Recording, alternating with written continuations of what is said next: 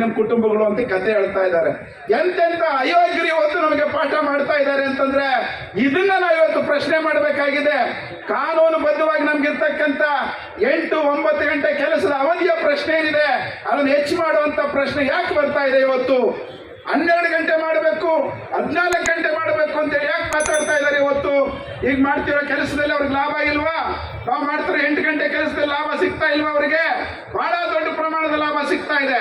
ಕಳೆದ 3-4 ವರ್ಷಗಳಲ್ಲಿ ಕಾರ್ಮಿಕರಿಗೆ ಕೊಡ್ತಾ ಇದ್ದಂತ ವೇತನದ ಪಾಲು ಲಾಭದಲ್ಲಿ ಎಷ್ಟು ಬರ್ತಾ ಇತ್ತು ಅಂದ್ರೆ 18 ರೂಪಾಯಿ, 18.89% ಈ ಒಟ್ಟು ಲಾಭದಲ್ಲಿ ಕಾರ್ಮಿಕರಿಗೆ ವೇತನದ ಪಾಲು ಸಿಗ್ತಾ ಇತ್ತು. ಇವತ್ತು ಅದು 15.9% ಇಳಿಕೆ ಆಗಿದೆ. ಅಂದ್ರೆ ಕಳೆದ 3-4 ವರ್ಷಗಳಲ್ಲಿ ಒಟ್ಟು ಲಾಭದ ಒಳಗಡೆಯಲ್ಲಿ ಕಾರ್ಮಿಕರಿಗೆ ವೇತನದ ಪಾಲು ಅಂತ ಸಿಗ್ತಾ ಇದ್ದದ್ದು 3% ಕಡಿಮೆ ಆಗಿದೆ. ಅದೇ ಸಂದರ್ಭದಲ್ಲಿ ಬಂಡವಾಳದಾರರ ಲಾಭದ ಪಾಲು ಅವರ ಪ್ರಮಾಣ ಎಷ್ಟು ಹೆಚ್ಚಾಗಿದೆ ಅಂತಂದ್ರೆ ಇದೇ 3-4 ವರ್ಷಗಳ ಒಳಗಡೆಯಲ್ಲಿ ಲಾಭದ ಪಾಲು ಇವತ್ತು 51% ಹೆಚ್ಚಳ ಆಗಿದೆ. ಸ್ವಾಮಿ, 8 ಗಂಟೆ ಕೆಲಸದಲ್ಲೇನೆ ನೀವು ಈ ರೀತಿ ಲಾಭದ ಪ್ರಮಾಣವನ್ನ ಲೂಟಿ ರೀತಿಯಲ್ಲಿ ಹೆಚ್ಚು ಮಾಡ್ಕೊಳ್ತಾ ಇದ್ದೀರಿ. 12 ಗಂಟೆ 14 ಗಂಟೆ ಅಂತಂದ್ರೆ ಇನ್ನೆಷ್ಟು ಲೂಟಿ ಮಾಡಬೇಕು ಅಂತಿದ್ದೀರಿ ನೀವು ಅನ್ನೋಂಥ ಪ್ರಶ್ನೆ ಇವತ್ತು ನಮಗಿರುವಂತದ್ದು.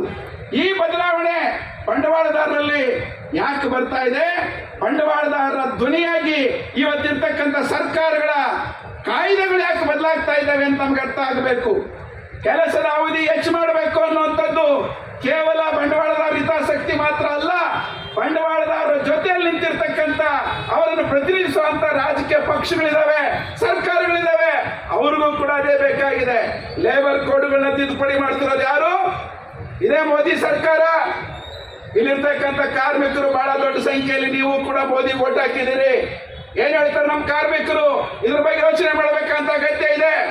ಬೀದಿಯಲ್ಲಿ ಹೋರಾಟ ಮಾಡುವಾಗ, ಫ್ಯಾಕ್ಟ್ರಿಯಲ್ಲಿ ಹೋರಾಟ ಮಾಡುವಾಗ ಕೆಂಬಾಟ ಬೇಕು ಅಂತೇಳಿ ಮಾತಾಡೋ ಕಾರ್ಮಿಕರು ಓಟ್ ಹಾಕುವಾಗ ನಮ್ಮ ದೇಶದ ಪಾರ್ಟಿ ಅದು, ನಮ್ಮ ಧರ್ಮದ ಪಾರ್ಟಿ ಅಂತೇಳಿ ಓಟ್ ಹಾಕಿರೋದ್ರ ಪರಿಣಾಮವಾಗಿ ಇವತ್ತು ಅವರು ನಮ್ಮ ವಿರುದ್ಧವಾಗಿ ಕಾನೂನುಗಳು ಮಾಡ್ತಾ ಇದ್ದಾರೆ. ಯಾರ ಪರವಾಗಿದೆ ಕಾನೂನು? ಫ್ಯಾಕ್ಟ್ರಿಯಲ್ಲಿ ಕೆಲಸ ಮಾಡುವಂತ ಕಾರ್ಮಿಕರು ಹಿಂದೂಗಳಿದಾರ, ಮುಸಲ್ಮಾನರಿದಾರ, ಕ್ರಿಶ್ಚಿಯನ್ರಿದಾರ, ಕ್ರೈಸ್ತರಿದಾರ, ಯಾರಿದ್ದಾರೆ? ಎಲ್ಲರೂ ಸೇರಿ ಅದೇ ಸಮಯ ಅದೇ ಕೆಲಸ ಮಾಡೋದಲ್ವಾ? ಅವ್ರು ಮಾಡ್ತಿರೋಂಥ ಕಾಯ್ದೆ ಹಿಂದೂಗಳ ಪರವಾಗಿದೆಯಾ? 12 ಗಂಟೆ ಕೆಲಸ ಮಾಡಬೇಕು ಅನ್ನೋದು ಮುಸಲ್ಮಾನರಿಗೆ ಮಾಡ್ತಾ ಇದ್ದಾರಾ? 14 ಗಂಟೆ ಕೆಲಸ ಮಾಡಬೇಕು ಅಂತೇಳಿ ಕ್ರಿಶ್ಚಿಯನ್ರಿಗೆ ಮಾಡ್ತಾ ಇದ್ದಾರಾ? ಯಾರಿಗೆ ಮಾಡ್ತಿರೋದು ಇವ್ರಿಗೆ ಕಾನೂನು? ಕ್ರಿಶ್ಚಿಯನ್ರಿರ್ಲಿ, ಹಿಂದೂಗಳಿರ್ಲಿ, ಯಾರೋ ಇರ್ಲಿ, ಮುಸಲ್ಮಾನರಿರ್ಲಿ, ಎಲ್ಲ ಕಾರ್ಮಿಕರು ಕೂಡ ಹೆಚ್ಚುವರಿಯಾಗಿ ದುಡಿಬೇಕು. ಲಾಭ ಬಂಡವಾಳದಾರರು ಜಾಸ್ತಿ ಬರಬೇಕು. ಲಾಭ ಬಂಡವಾಳದಾರರು ಜಾಸ್ತಿ ಬರೋದಕ್ಕೆ ನಮ್ಮ ಹತ್ರ ಓಟ್ ತಗೊಂಡ್ರು ಅಂತ ಇವರು ಅವ್ರ ಪರವಾಗಿ ಕಾನೂನು ಮಾಡ್ತಾರೆ, ನಮ್ಮನ್ನು ಸುಲಿಗೆ ಮಾಡೋದಕ್ಕೆ ಅವಕಾಶ ಮಾಡಿಕೊಡ್ತಾ ಇದ್ದಾರೆ. ಈ ಪ್ರಶ್ನೆ ಇದೆ. ಇವತ್ತು ಜಾಗತಿಕವಾಗಿ ಬಂಡವಾಳದಾರರು ಬಹಳ ದೊಡ್ಡ ಪ್ರಮಾಣಕ್ಕೆ ಬೆಳೆದಿದ್ದಾರೆ. ಅವರ ಬಂಡವಾಳ ಇಡೀ